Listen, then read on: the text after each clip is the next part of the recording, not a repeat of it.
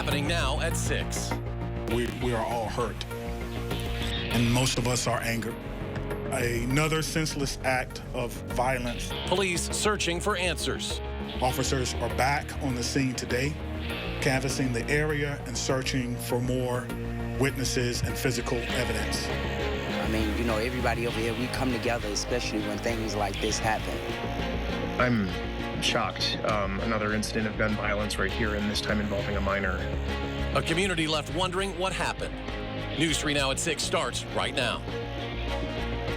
And good evening. Thank you for watching. We begin with that horrific act of violence on Madison's Far East Side last night. A group of teenagers hanging out in an apartment complex when a vehicle pulled up and several people started shooting. Multiple people were hit by gunfire, including a 15-year-old girl who later died at the hospital. 3 others were wounded. The shooting happened at the Harmony at Grandview Commons apartments at the corner of Milwaukee Street and Milky Way. And we have team coverage in the field with the latest information and reaction from the community. And let's begin with Arman Rahman, who spoke with someone who was at the scene when that shooting happened. Arman?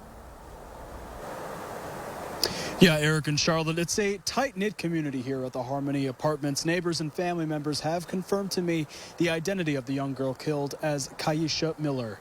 And I've been talking to residents here at the Harmony Apartments who have been in shock all day about what happened. Many of them say bullet holes and police lights are sights they're tired of seeing in their neighborhood. One man was woken up by the rapid fire of gunshots, and when he found the young girl on the ground, began checking her pulse and performing CPR. I tried to do everything that I could to try to make sure she was comfortable and, you know, until help got here. So we're not bad people. It's just the people from the outside that come over here. They took somebody that meant a lot to the kids and everything over in the community. Neighbors say the young girl was just an innocent bystander caught in the middle of crossfire that shouldn't keep happening. They say she was just about to turn 16 next month. Residents say the city needs to invest more into resources and security here at the Harmony Apartments on the Far East Side because this is the second fatal shooting to happen in the area since July. News 3 Now's Catherine Merck has more from MPD and the city about what they're doing to curb all that violence. Catherine? Arman, now that a 15-year-old girl has been killed in that same location where another act of gun violence happened just a couple of months ago, the leaders of our city say now is the time for action, not just thoughts and prayers. That happened at today's press conference here in downtown Madison at the City County building. Here is what we learned today. The following pictures on your screen are images of the suspects involved from surveillance video. It shows a vehicle believed to be a Lexus SUV pulling up to the area and 4 people getting out. Those people then began firing round after round, injuring the teenagers.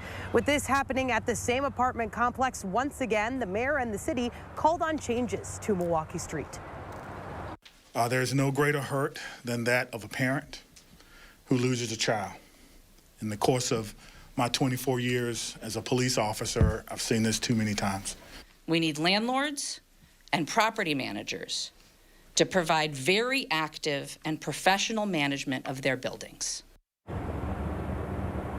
In total, officers found roughly 50 shell casings and damage to multiple homes on Milwaukee Street. That's on Madison's east side. And police told us there'd be extra officers in that area outside of the apartment complex and also at other schools in the area where these students attended. Our Kyle Pozorski joins us live now after speaking with one parent about the impact that this has on students. Kyle? Well, after we learned those details about the young girl, I headed to East High School to hear from parents about what they are feeling. The extra security was put in place, even though there were no specific threats of violence made towards the schools. School staff members were also on hand to help students cope with the loss. I spoke with parents when class dismissed this afternoon to get their reaction to the violence. Here's what one had to say. It's not easy. It's going to be really hard. The whole community needs to get together to help these kids get through. Madison School District officials also addressed the community this afternoon. MMSD's interim superintendent said she knows people are hurting right now and the school will be offering the community support. There are no words to describe the immense impact of this tragedy. However, our school district and our city is a united community. We are all interconnected. We will process this together, and we will look out for each other together. Parents I spoke with off camera tell me they can't imagine what it must be like for the students of East High School who knew the victim. Others who stopped to talk to me said they are shocked something like this would happen in our community. The district says it will continue to offer support for as long as it is needed. Reporting in Madison, Kyle Pazorski, News 3 Now. Kyle, Catherine, Armand, thank you. Meanwhile, the Alder who represents the area where it happened says he is shocked by the incident.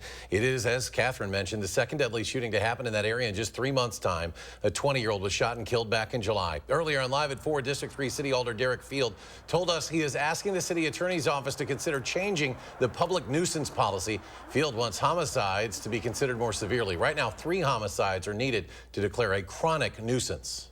Right now, we don't have enough enforcement actions within the time period we need to declare a public nuisance property.